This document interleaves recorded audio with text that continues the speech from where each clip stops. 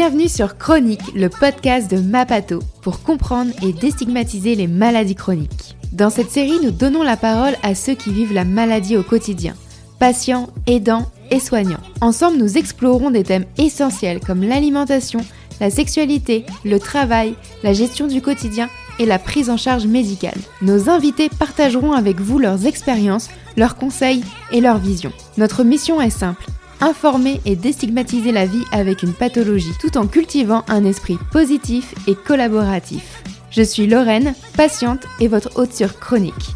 Ensemble, partons à la découverte de témoignages inspirants qui, je l'espère, sauront vous éclairer et vous accompagner jour après jour. Cet épisode est rendu possible par le laboratoire CCD, engagé aux côtés des femmes pour favoriser leur confort prémenstruel, notamment grâce à son complément alimentaire Oligobs SPM PMS qui aide à maintenir une humeur positive et soutient la circulation veineuse. Pour votre santé, limitez les aliments gras, salés et sucrés.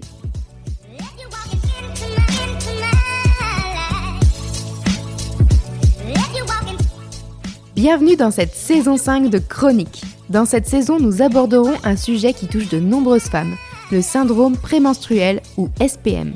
Pour nous éclairer sur ce sujet complexe, j'ai l'honneur d'accueillir Dr Odile Bagot. Gynécologue et obstétricienne de renom, le Dr Bagot a consacré une partie de sa carrière à la gynécologie somatique et à la psychanalyse. Elle est également l'auteure de plusieurs ouvrages à succès, tels que le Dico des nanas, le guide de survie de gynécologie, les perturbateurs endocriniens ou encore Ménopause, pas de panique. Le SPM, c'est cette série de symptômes physiques et psychiques qui apparaissent avant les règles et qui peuvent sérieusement perturber la vie de nombreuses femmes chaque mois. Tension dans la poitrine, rétention d'eau, prise de poids, maux de tête, acné, douleur dorsale, irritabilité, troubles de l'humeur. Les signes sont variés et leur intensité peut changer d'une femme à l'autre. Vous l'ignorez peut-être, mais près de 20 à 50% des femmes seraient touchées par le SPM. Dans cet épisode, le Dr Bagot nous explique le rôle des hormones, œstrogènes, progestérone, LH et FSH, et comment elles influencent notre corps et notre esprit. Elle partage également des stratégies pour atténuer les symptômes du SPM. Gestion du stress, sommeil régulier, activité physique, alimentation anti-inflammatoire et bien plus encore. Ensemble, nous découvrirons les impacts du SPM sur le quotidien des femmes et surtout les solutions possibles pour mieux vivre cette période. Compléments alimentaires, hygiène de vie, conseils pratiques, préparez-vous à une mine d'informations précieuses et de conseils avisés. Alors, installez-vous confortablement et rejoignez-nous pour démystifier le SPM avec l'expertise et la bienveillance du Dr Odile Bagot. Excellente écoute à toutes et à tous. Eh bien, bonjour Dr Bagot. Bonjour Lorraine. Je suis ravie de vous accueillir sur le podcast Chronique de Mapato. Aujourd'hui, on va parler du SPM, comprendre ce qu'est le SPM, les causes et les facteurs de risque. Donc déjà, je vais commencer par une petite question, c'est est-ce que vous pouvez vous présenter ? Alors moi, je m'appelle Odile Bagot, je suis spécialiste en gynécologie et obstétrique. Et puis, j'ai aussi orienté un peu ma carrière vers ce qu'on appelle la gynécologie psychosomatique et la psychanalyse. Parce que, comme je le dis souvent, pour moi, les femmes, c'est pas des utérus à pattes. Il y a aussi tout un psychisme et beaucoup de choses autour. Donc, j'ai exercé au départ ma spécialité complètement avec la chirurgie, les accouchements, etc. Et puis, petit à petit, je me suis plus orientée vers la gynécologie médicale et effectivement tout ce qui concerne, je dirais aussi la psychosomatique. Hyper intéressant. Je suis aussi auteur, c'est vrai, disons-le, parce que j'aime vraiment partager l'information pour que les femmes soient capables d'être proactives dans leur pathologie. Je crois que tout le monde est capable de comprendre ce qu'il a, et les femmes en particulier. Donc j'avais commencé par un dico des nanas il y a bien longtemps, mais là j'ai tout résumé dans le guide de survie de gynéco, et puis bon, petit plaisir, c'est les femmes ménopausées, mais elles n'ont plus de syndrome prémenstruel, donc ça les concerne pas. Et les perturbateurs endocriniens aussi. Chouette, c'est beaucoup de sujets hyper intéressants. On va commencer par la première partie, avec comprendre le SPM. Donc, est-ce que vous pouvez nous expliquer ce qu'est le SPM exactement ? Alors le SPM, c'est-à-dire le syndrome prémenstruel, comme son nom l'indique, c'est un syndrome, c'est-à-dire que c'est différents signes, différents symptômes qui arrivent avant les règles. Ça, c'est très important parce que souvent, des femmes ont des symptômes au courant du cycle, mais si ça ne se répète pas tous les mois avant les règles, ça s'appelle pas du syndrome prémenstruel. Alors, dans ce fameux syndrome prémenstruel, on va voir appeler signes physiques et puis les signes psychiques. Moi, j'aime bien mettre des cases et bien séparer, comme ça, c'est bien clair. Alors, dans les signes physiques, qu'est-ce qu'on a de plus fréquent? C'est une tension au niveau des seins. Tension au niveau des seins parce que la réaction de notre corps et en particulier des organes comme les seins, qui sont des organes hormonodépendants, eh bien, ils dépendent de l'équilibre entre nos 2 hormones principales qui sont les œstrogènes et la progestérone. Et quand la progestérone vient à manquer ou quand il y a un excès d'œstrogène, eh ben, la balance, elle va pencher du côté des œstrogènes et là, on va avoir donc une tension des seins, ça c'est très classique, une rétention d'eau, hein, une prise de poids par exemple. On peut aussi avoir des maux de tête, au niveau de la peau, une accentuation de l'acné. Des femmes qui ont une pathologie chronique comme de la polyarthrite ou une sclérose en plaques sont parfois aggravées en prémenstruel aussi. Ça, il faut le savoir. Dans les signes physiques, on peut avoir donc cette prise de poids et puis des douleurs. Souvent, c'est des douleurs plutôt dans le dos et qui vont irradier dans les jambes. Ça, c'est parce que l'utérus commence un petit peu à contracter. Donc, pour les signes physiques, on a à peu près fait le tour. Et maintenant, on a les signes psychiques. Alors, ceux-là, ils sont beaucoup plus complexes parce que on peut être pas bien et pas forcément à cause de ces hormones, hein. Je crois que ça, c'est vraiment important de le dire. Aujourd'hui, on a beaucoup tendance, hein, à toujours chercher une cause hormonale. Voilà, on a de la pluie depuis la Toussaint, c'est sûrement la faute aux hormones, hein. Donc non, tout vient pas des hormones. En revanche, qu'on ait un petit trouble de l'humeur dans un syndrome prémenstruel classique, hein, c'est-à-dire un petit coup de mou ou bien, au contraire, envie de mordre tout le monde, sans trop savoir pourquoi, avoir les nerfs à fleur de peau, hein. Tout ça, ça fait partie effectivement des signes psychiques qui sont assez classiques. D'ailleurs, me revient en passant un des signes physiques que j'ai pas évoqué, qui sont les ballonnements abdominaux. Je Oui, pense aux ballonnements abdominaux parce qu'en prémenstruel, on a aussi parfois des petits troubles du comportement alimentaire, en particulier ce qu'on appelle une compulsion sucrée. C'est-à-dire oui, qu'on a envie de vider le placard des petits gâteaux, du chocolat et tout ce qu'il peut y avoir dedans. Donc la compulsion sucrée, c'est quelque chose qui est bien connu des femmes, hein, aussi. Donc on peut avoir donc des troubles psychiques de cet ordre-là, mais certaines femmes ont pas forcément beaucoup de troubles physiques, mais ont des troubles psychiques beaucoup plus graves, hein, beaucoup plus graves, avec une très grosse fatigue, avec un vrai syndrome dépressif, avec des idées noires, des idées suicidaires. Ça, c'est vraiment autre chose. Ça s'appelle le trouble dysphorique prémenstruel. On aura peut-être l'occasion d'en parler et c'est une prise en charge différente. Mais dans le SPM classique, on va dire, voilà, on est de mauvais poil, il faut pas nous enquiquiner et en plus, on est ballonné, on a un peu mal dans le dos et puis on a les seins comme 2 obus, c'est pas cool. Et quand les règles arrivent, c'est surtout ça, la grosse différence, c'est que quand les règles arrivent, alléluia, tout va bien. c'est ça. Et justement, est-ce que les symptômes, ils varient d'une personne à l'autre ou justement Ah c'est un peu oui, alors similaire? mais complètement. Il y a des femmes qui n'ont pas du tout de syndrome prémenstruel, qui voient même pas arriver leurs règles, hein. Et il y a des femmes qui peuvent plus sortir de chez elles, hein, pour des raisons physiques ou psychiques. Alors, une chose extrêmement importante à dire, c'est que le syndrome prémenstruel, ça ne concerne que des femmes qui ont un cycle spontané naturel. C'est-à-dire une femme sous pilule ne doit pas avoir de SPM, hein, ou vraiment des manifestations extrêmement limitées et dans uniquement les cas des femmes qui avaient un SPM très sévère. Avec un stérilet au cuivre, on aura un SPM, y compris avec le stérilet à la progestérone où on n'a pas de règles. Parce qu'il faut bien comprendre que les stérilets à la progestérone où on n'a pas de règles, c'est juste un effet local sur l'utérus, mais qu'on garde un cycle. C'est-à-dire Mmh, qu'on ovule tous tout les à fait. mois, on a son équilibre hormonal parfaitement normal, hein. Donc on peut avoir, mais c'est plus perturbant parce que comme il n'y a pas les règles pour se rendre compte qu'on était mal avant, les femmes comprennent pas pourquoi régulièrement elles sont mal fichues. Mais c'est parce qu'elles ont leur SPM, c'est tout, avec un C'est ça. stérile à la progestérone. Donc vraiment pour des femmes qui ont un cycle naturel spontané, pas les autres. Très bien. Hyper clair. Et maintenant, une fois qu'une femme, elle ressent justement ces différents symptômes, comment est-ce que le diagnostic, il est posé? Quel type de professionnel on peut aller voir? Alors le diagnostic, il est clinique. C'est-à-dire que là, je vous ai donné tous les éléments. N'importe quelle femme, elle coche les cases, elle sait qu'elle a un SPM. hein. Je crois que important comme toujours retenir la chronologie. C'est forcément avant les règles. Alors, ça peut être 2, 3 jours, tant mieux. Il y a des femmes, ça commence à l'ovulation, ça commence 2 semaines avant. Mais ça Ok. aussi, c'est dans les cas sévères, hein. Je crois que c'est important. Je me rends compte un petit peu de ça sur les réseaux, c'est que quand je donne l'information, ça concerne la grande majorité des femmes, les 80 à 90% des femmes, hein. Donc avec un SPM qui va commencer 3, 4 jours avant les règles, voilà, qui est pas très agréable, mais ça passe, hein.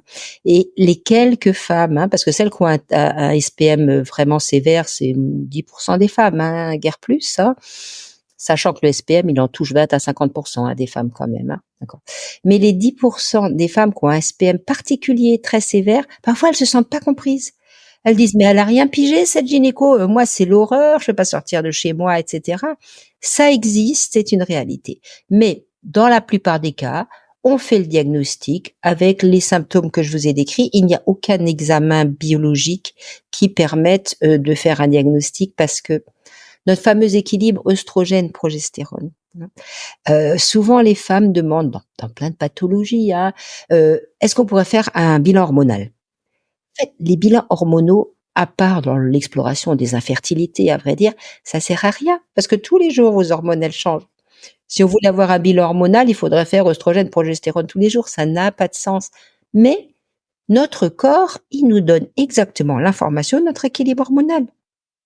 Une femme qui a des règles pile poil tous les 28 jours, qui durent, allez, une petite semaine, qui sont ni trop abondantes, ni trop douloureuses, avec un SPM modéré ou pas d'SPM du tout, elle a un bilan hormonal normal, point barre. Ce n'est que la clinique. Quels sont les professionnels de santé? Alors quand on regarde, hein, dans le code de santé publique, en fait, le premier interlocuteur de la femme, c'est son médecin traitant. Voilà. Et il y a de plus en plus de médecins traitants, surtout des femmes qui ont fait un diplôme universitaire de gynécologie. Parce qu'il y a quand même des endroits où il n'y a pas de gynécologue, hein. Ensuite, alors, il y a la question de la sage-femme. Alors, les sages-femmes font effectivement de plus en plus de gynécologie, mais les sages-femmes ne sont pas habilitées à suivre de la pathologie. Ça, il faut savoir.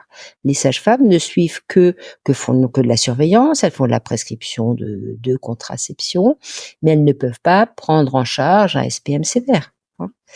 Et dès que ça dépasse ou le généraliste ou la sage-femme, ou si on a un gynécologue attitré, c'est vrai que le gynécologue est quand même celui qui est le plus formé par rapport à ça. Même si, et je m'en rends compte régulièrement, dans le trouble dysphorique prémenstruel, c'est une pathologie extrêmement méconnue, y compris des professionnels de santé. Et du coup, ça arrive que justement, des femmes qui ont ce trouble, qui ont des idées noires, pensent plutôt à une dépression et vont pas du coup vers ce sujet-là qui est le Alors trouble. souvent, alors moi j'en vois énormément parce que le hasard a fait que je m'y suis intéressée et puis que j'ai fait quelques vidéos et émissions là-dessus. Donc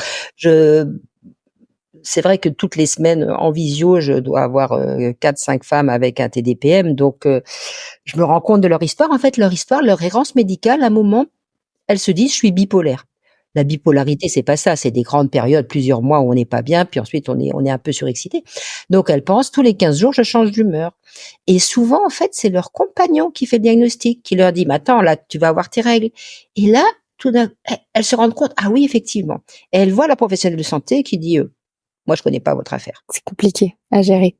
C'est compliqué. On va aborder maintenant les causes et les facteurs de risque. Est-ce qu'il y a des causes justement au SPM? Alors, le SPM, déjà, comme plein de pathologies, entre guillemets, dites fonctionnelles de la femme, tout le monde s'en fout, donc il n'y a pas de recherche. Voilà, vous êtes déjà très clair pour ce genre de choses. Donc, on n'a pas d'études particulières pour trouver la cause en elle-même. C'est très franco-français d'évoquer la cause du déséquilibre hormonal avec le manque de progestérone. Mais c'est vrai, quand on regarde les symptômes physiques, quand on a mal au sein, c'est qu'on a trop d'œstrogène, pas assez de progestérone. Donc, la carence en progestérone, à un certain moment, peut expliquer le syndrome prémenstruel. D'autres causes n'ont pas vraiment été mises en évidence, pas forcément non plus de causes héréditaires, hein, dans le domaine. Mais pour toutes les pathologies, justement, je dirais fonctionnelles, hein, en fonction du ressenti des femmes, il y a quand même un lien avec son propre rapport à sa féminité et à son corps. Hein. Il y a des femmes qui sont plus ou moins paisibles par rapport à tous les signaux, et ça chahute d'être une femme. Tous les jours, ça change, on n'est pas dans le même état. Hein. Il y a des femmes qui vont vraiment le prendre très à cœur et que ça va beaucoup perturber, et d'autres femmes qui disent ok, ça ira mieux demain. Hein. Donc ça, c'est très variable. Et par exemple, je me souviens en consultation, c'était hier, j'ai vu une jeune femme qui avait des règles vraiment pas cool, pas sympa. Je lui propose, parce qu'on peut le faire, de dire bah écoutez, si c'est comme ça, bah les règles, moi je peux vous les supprimer si vous voulez. Ah non non non, je gère, je fais avec, je me débrouille, voilà, je mange moins de sucre, je fais du sport, je me repose. Donc c'est vraiment très très personnel la manière dont les symptômes vont être ressentis. Hein. Sauf dans le TDPM où là, on n'a plus d'interaction sociale, on est au fond du trou, c'est vraiment autre chose. Ok. Et ce qui est intéressant, c'est que tout à l'heure, du coup, vous parliez un peu de la balance œstrogène-progestérone. C'est vrai que je pense qu'il y a beaucoup de femmes qui savent pas forcément la différence et leur fonctionnement. Est-ce que vous pouvez l'expliquer un petit peu? Oui, ça c'est effectivement, c'est une bonne idée de refaire le point. Alors, quand un cycle commence, les œstrogènes et la progestérone sont relativement bas, et au début du cycle, on a ce qu'on appelle le follicule primordial, c'est-à-dire l'heureux élu qui aura le droit d'ovuler, qui va être stimulé par une hormone qu'on appelle la FSH. Et donc, ce follicule, il grandit, et en grandissant, il va fabriquer des œstrogènes. Et quand les œstrogènes atteignent un certain niveau, à ce moment-là, ça envoie un signal au niveau de l'hypophyse, donc du cerveau, qui dit c'est bon, il y a assez d'œstrogènes, balance-moi l'hormone qui s'appelle la LH, moi j'expulse l'ovus. Donc là, le petit follicule, c'est microscopique, il est sur l'ovaire, il va expulser l'ovule ou ovocyte, c'est la même chose, qui va vivre sa vie, va passer dans la trompe. S'il rencontre un spermatozoïde, ça nous fait une grossesse. S'il rencontre pas, c'est une cellule, ça disparaît. C'est pas, ça va pas s'écouler. Et donc, une fois que l'ovulation est faite, ce fameux follicule, qu'on appelait le follicule de Graaff, va se transformer dans ce qu'on appelle une glande. Pourquoi on appelle ça une glande? Parce qu'une glande, c'est quelque chose qui fabrique des hormones. Et cette glande, son job, s'appelle le corps jaune, c'est de faire de la progestérone. Et donc cette progestérone, s'il y a une grossesse qui s'est mise en route, là il y a un autre signal, elle va rester élevée parce que c'est elle qui permet, dans les toutes premières semaines, avant que le futur placenta se développe, qui permet à la grossesse de grandir. Mais si au bout de 14 jours après l'ovulation, il n'y a pas de grossesse, la progestérone, elle chute, elle tombe, elle devient très basse, et ça va déclencher les règles. Et dans certaines pathologies, quand on manque de progestérone, mais il y a toujours un peu d'œstrogènes qui sont sécrétés aussi. Par exemple, une femme qui chute sa progestérone trop tôt, elle aura ses règles au bout de 26 jours, par exemple. Ok. Parce que les règles sont déclenchées plus tôt. Mais si le taux de progestérone est insuffisant, alors, comme les œstrogènes restent élevés, on va avoir tous ces fameux symptômes comme les tensions au niveau des seins. Ça, c'est notre meilleur indicateur de la balance œstroprogestative. Par exemple, des femmes ont mal au sein au moment de l'ovulation, parce que c'est une période où il y a beaucoup d'œstrogènes. Ok. Tout simplement. Très voilà clair. Comment ça marche. En fait, c'est facile. Il suffit d'expliquer comme il faut. C'est ça, exactement. C'est vrai que c'est toujours bon de faire un petit rappel. Et est-ce qu'il existe des facteurs de risque, par exemple, si, je sais pas, une femme, elle a beaucoup de SPM, est-ce que sa fille va en avoir, ou est-ce qu'il y a d'autres facteurs, par exemple environnementaux? Bon, alors, on n'a pas vraiment démontré ce genre de choses. On va raisonner à contrario. À contrario, qu'est-ce qui peut améliorer le syndrome prémenstruel? Tout ce qui va diminuer le niveau de stress. C'est-à-dire un sommeil régulier, l'activité physique, ne pas consommer de sucre avant quand on est en SPM, éviter les toxiques, la cigarette, le café. Donc voilà un certain nombre de facteurs de risque. Une femme très très stressée, elle risque d'avoir plus de SPM. Pour les perturbateurs endocriniens, ils vont pas jouer sur le SPM, parce que ce qu'il faut comprendre, c'est que le SPM est quelque chose de cyclique. Ça vient et ça s'en va. L'effet d'un toxique comme un perturbateur endocrinien, il est au long cours. Donc, par exemple, dans l'endométriose, dans le SOPK, on sait que une des explications, un des facteurs de risque, c'est l'exposition aux perturbateurs endocriniens, mais à la période des 1000 jours, c'est-à-dire pendant la grossesse et les premiers mois de la vie. Hein. Faut pas imaginer le perturbateur endocrinien. Je croise un perturbateur endocrinien cet après-midi, je vais être mal demain. Pas comme ça que ça marche. Hein. C'est quelque chose qui est programmé depuis fort longtemps. C'est bien de le rappeler pour éviter un peu les sources de stress des personnes. Voilà. SPM, il a pas du tout de composante génétique. Non, pas que je sache. Non. Mais on vit peut-être aussi sa féminité et son cycle culturellement et Tout familialement. à fait. Je dirais quelqu'un, si on a vu sa mère alitée tous les mois en prémenstruel ou au moment de ses règles, je pense que quelque part ça imprime notre mémoire quand même. Hein. Et justement, ça me fait poser une question, par exemple, de savoir, par exemple, pour les femmes qui peuvent avoir peut-être des douleurs de règles, pas forcément sur le cas de l'endométriose où là c'est beaucoup plus fort, on va dire. Est-ce qu'il y a, si on vit des SPM plus compliqués, justement les douleurs de règles peuvent être plus compliquées ou ça n'a rien à voir? Alors, il pourrait y avoir une petite corrélation entre SPM et dysménorrhée, même si c'est pas démontré, puisque dans les dysménorrhées, donc les douleurs de règles, il y a souvent aussi un déséquilibre œstroprogestatif. Donc, on peut avoir une cause commune, mais il n'y a pas forcément d'études qui montrent que les femmes qui ont SPM ont des règles plus douloureuses. Je dirais presque au contraire, parce que pour elles, l'arrivée des règles, c'est un soulagement. Donc, même si elles sont douloureuses, dans la mesure où les symptômes avant étaient plus importants, elles passeront mieux. Et ça, je le vois avec les femmes qui ont un TDPM. Hein. Celles qui ont un TDPM, elles ont une telle atteinte psychique, voire psychiatrique, que d'avoir mal au sein, c'est vraiment le cadet de leurs soucis. Mais elles ont probablement aussi une tension des seins. Donc, quand on est dans le ressenti et la douleur, il faut toujours le mettre dans un contexte et le relativiser. On va aborder la troisième partie qui est l'impact du SPM. Vous, justement, avec les patients que vous pouvez voir, est-ce que, quel impact le SPM peut-il avoir sur la vie quotidienne, justement, des femmes? Alors, que ce soit tous les troubles, les pathologies gynécologiques, en fonction de leur intensité, peuvent impacter le quotidien. D'ailleurs, la municipalité de Strasbourg, qui est une municipalité écologiste, va donner des congés pour pathologies gynécologiques. Ouais. Chouette. Hein, donc, parce que c'est vrai, ça, les hommes, ils sont épargnés quand même. Hein. Ouais. Tout à Mais fait. je mettrais un petit bémol quand même, qui va pas plaire du tout à beaucoup de gens. Mais c'est, tant pis, à un moment, il faut le dire quand même. C'est que on a quand même des solutions à proposer aux femmes pour aller mieux. Et aujourd'hui, il y a quand même un certain nombre de choses qui sont un peu paradoxales, hein, par rapport, entre autres, aux hormones. Que ce soit le SPM ou que ce soit les règles douloureuses, c'est vrai qu'on a tout à fait la possibilité, avec une pilule, qui en plus aura le bénéfice de la contraception, de mettre la femme en aménorrhée, c'est-à-dire pas de cycle, pas de règles, pas de SPM. Donc ça existe. Mais aujourd'hui, comparé à il y a, mon Dieu, plus de 40 ans, quand j'étais jeune, il y avait 3 pilules sur le marché, fortement dosées. Je vous promets que 100% des filles, on était tellement contentes d'avoir la pilule qu'on la supportait merveilleusement bien. Personne ne se plaignait d'effets secondaires ou de troubles liés à la pilule. Aujourd'hui, on a quand même un souci, et ce qui me fait de la peine, c'est que c'est péjoratif pour les femmes, pour les jeunes femmes en particulier. On parle beaucoup des hormones à tort et à travers, hein, sans vraiment aller chercher quels sont les vrais risques, démontrer quels sont les faux risques.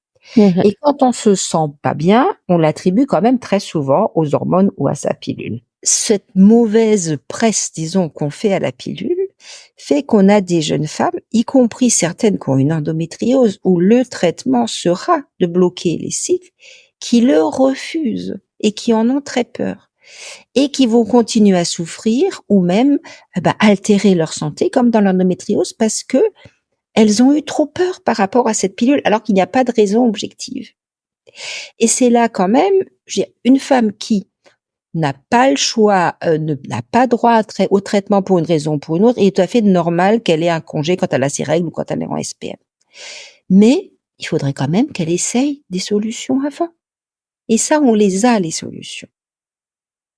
Donc, je pense que c'est quand même un message qu'il faut pouvoir faire passer.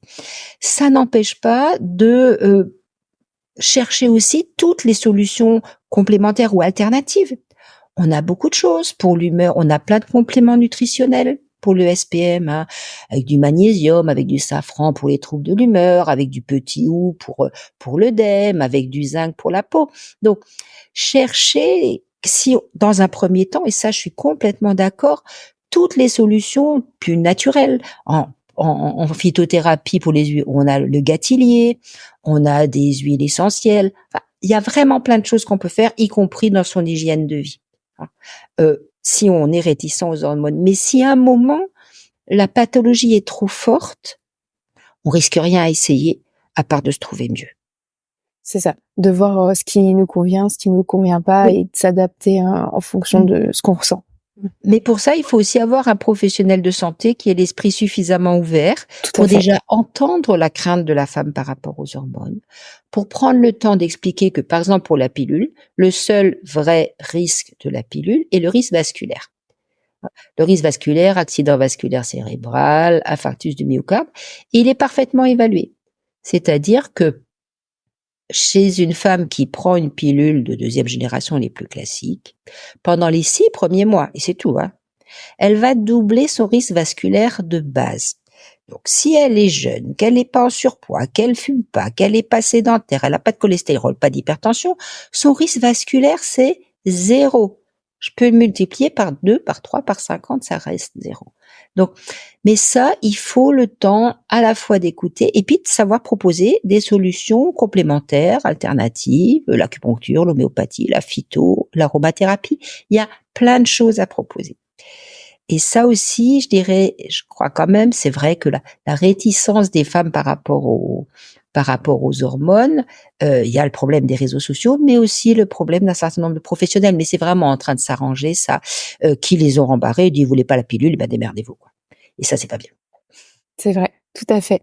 Donc là, on a déjà abordé une bonne partie des traitements et des stratégies de gestion. Est-ce qu'il y a d'autres sujets que vous aviez en tête, que vous vouliez aborder? Peut-être sur l'approche naturelle, la phytoaromathérapie. Je sais pas si ça parle à tout le monde. Est-ce que vous pouvez expliquer un Oui, on petit va peu? en parler un petit peu. Alors, déjà, dans les approches complémentaires, ça dépend des symptômes aussi, hein. Ça dépend des symptômes. Donc, par exemple, on va commencer par l'acupuncture, hein. Une des médecines complémentaires, hein, on va les prendre l'une après l'autre.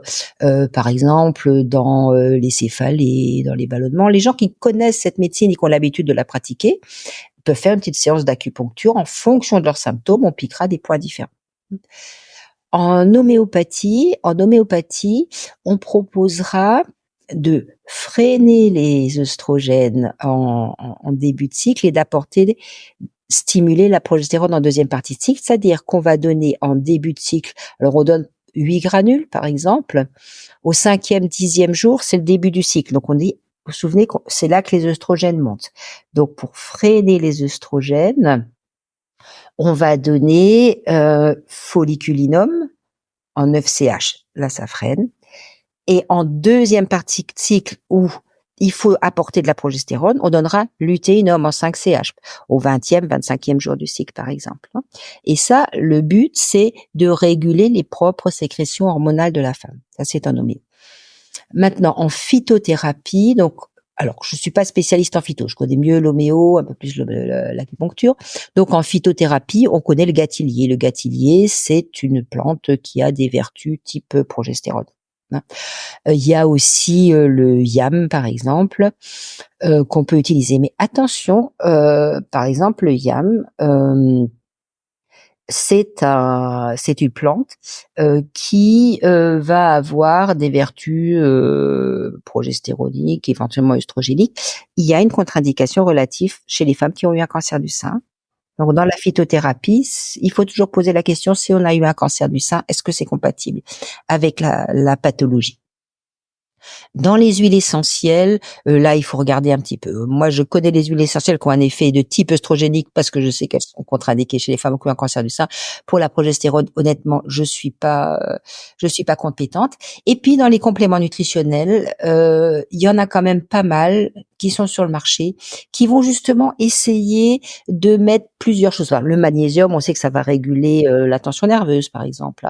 Comme je disais, le safran, ça a un effet sur l'humeur. le zinc sur la peau, qu'est-ce qu'on a d'autre encore? Donc, je disais le petit ou par exemple sur les œdèmes. Donc ça, je crois que on peut trouver en conseil en pharmacie un certain nombre de compléments nutritionnels. Le problème, c'est que bon, ça a une certaine efficacité, mais elle est quand même pas extraordinaire quand on a des symptômes très importants. Puis ça a un coût, quoi. Ça va quand même finir par vous coûter 20 à 25 euros tous les mois, et ça, on va pas le faire toute sa vie. Ça finit par faire cher.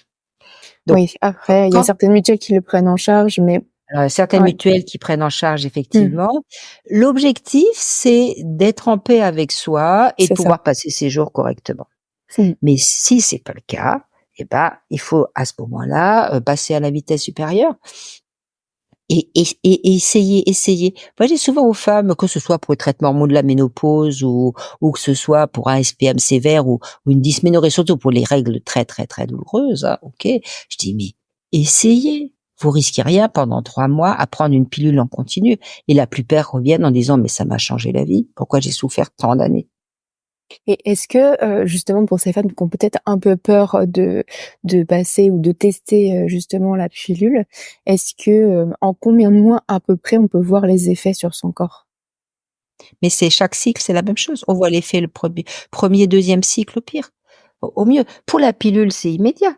Pour la pilule, comme c'est un trouble du cycle, dans les troubles du cycle, quand vous supprimez le cycle, vous supprimez le trouble. C'est tout bête. C'est pas Parfait. compliqué la gynéco, en fait. Archi facile. Ton cycle t'enquiquine, pas C'est de ça. problème, je le supprime.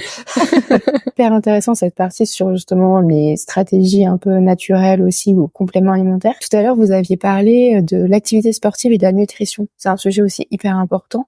Comment elle peut influencer le SPM et qu'est-ce que les femmes peuvent faire sur ces sujets? Alors, là, ça, je peux vous le dire parce qu'il y a quand même eu quelques rares études sur le trouble dysphorique prémenstruel en particulier, qui montrent la pertinence donc de l'activité physique. Mais c'est un peu paradoxal l'activité physique parce que quand vous êtes pas bien, que vous êtes gonflé, vous avez mal au bide, vous avez mal au dos, et puis vous avez qu'une envie, c'est de rester au fond de votre lit, vous n'avez pas du tout envie de sortir les baskets et d'aller courir. C'est vrai. Mais une fois que vous l'avez fait, vous êtes vachement mieux.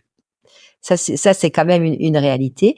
Donc l'effet, donc la suppression du sucre, le sommeil. Alors tout ce qui est bien sûr méditation pleine conscience, yoga, sophrologie, hein, tout ça, ce sont des choses qui ont une pertinence dans les troubles prémenstruels.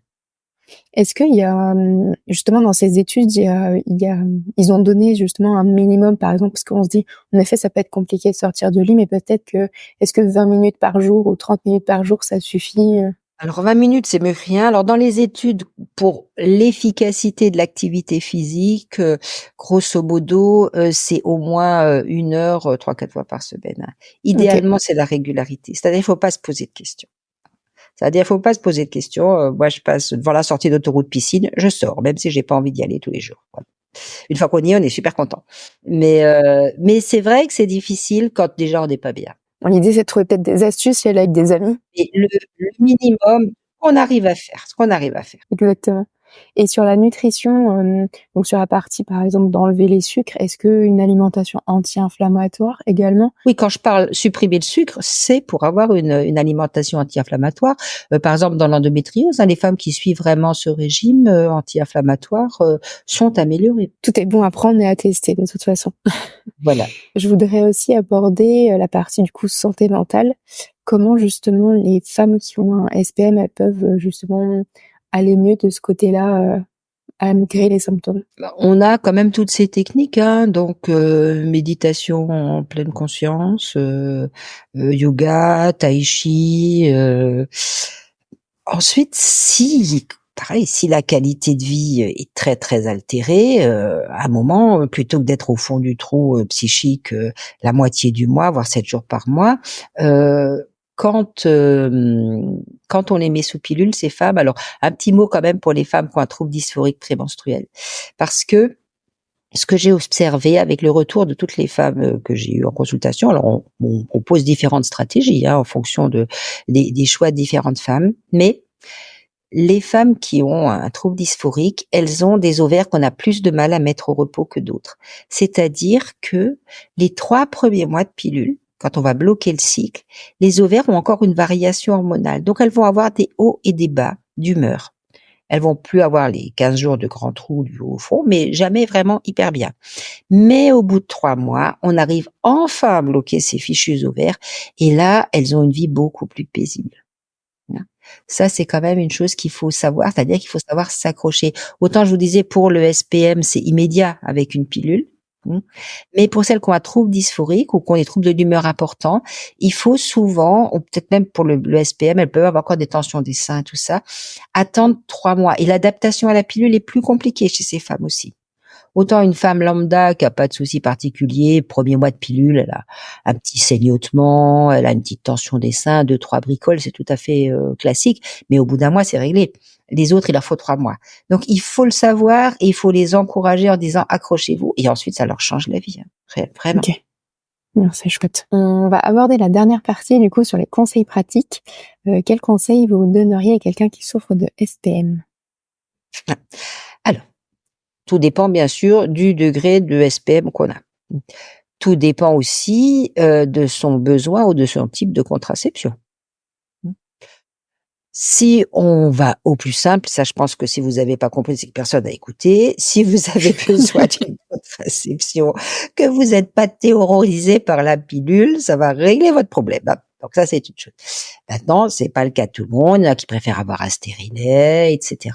Je crois que la première chose, c'est en fait d'avoir écouté ce podcast en se disant ok, je suis pas la seule, voilà les symptômes, c'est pas une pathologie, c'est mon équilibre hormonal, je l'observe, je le comprends. Pour certaines, je l'accueille, je l'accepte, voilà. Et puis je prends des mesures qui vont faire du bien. Les mesures qui vont me faire du bien, c'est que attention, je sais que je suis dans cette période. Déjà, je vais prévenir quand même autour, on peut, fichez-moi la paix. Voilà. J'oriente mon activité physique, mon sommeil, mon activité quotidienne, mon alimentation en fonction de ça. Ça, c'est des choses qu'on peut faire. C'est pour ça que je ne suis pas convaincue, et là je vais m'en prendre plein la figure, que la solution c'est l'arrêt de travail. Parce que justement, la vie, elle continue. Et la vie, elle peut aussi continuer au travail sous réserve d'adaptation. Ok. Maintenant, c'est vrai que cette semaine-là, si on peut avoir un jour de télétravail de plus, ce sera peut-être mieux. Mais c'est pas la réponse à tout aujourd'hui. Donc, on adapte son rythme de vie. Éventuellement, si on a l'habitude d'une médecine complémentaire, acupuncture, homéo, phyto, aromathérapie, on peut se tourner vers son praticien particulier, parce que chacune a une médecine complémentaire qui lui convient mieux. Et pour faire soi-même, on a vraiment un grand choix dans les compléments alimentaires. Et si ça passe pas, et que la vie quotidienne est perturbée, on va voir son professionnel de santé. C'est ça, exactement. Et si on ne se sent pas écouté, comme on a pu en parler tout à l'heure, n'hésite pas à changer. C'est ça, exactement. Où est-ce que les personnes, justement, elles peuvent trouver des ressources supplémentaires, par exemple, sur le SPM? Est-ce que vous avez peut-être des livres à recommander ou des choses? Alors, il y a probablement, parce que je crois que ça se fait beaucoup, des pages Facebook, des groupes, voilà. Sachant que sur ce type de réseau, on va avoir, et c'est bien normal, beaucoup la parole de celles qui souffrent beaucoup.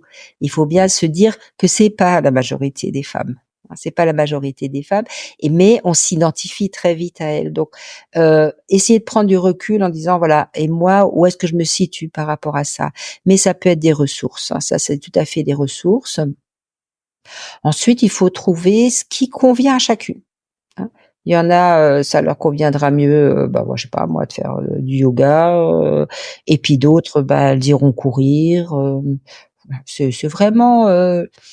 Il n'y a pas de ressources spécifiques par rapport à ça.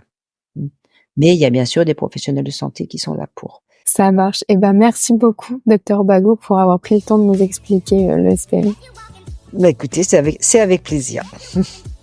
Merci beaucoup à vous d'avoir écouté cet épisode. Vous ne faites pas encore partie de la communauté Mapato ? Rien de plus simple pour la rejoindre. Rendez-vous sur mapato.com, mapatho.com, ou bien téléchargez notre application gratuitement sur Apple Store et Play Store. C'est pratique, rapide, gratuit, alors foncez. Pour soutenir le podcast Chronique, laissez 5 étoiles sur Apple Podcast et un joli commentaire sur votre plateforme de podcast préférée. Un grand merci à vous et à la semaine prochaine pour un nouvel épisode.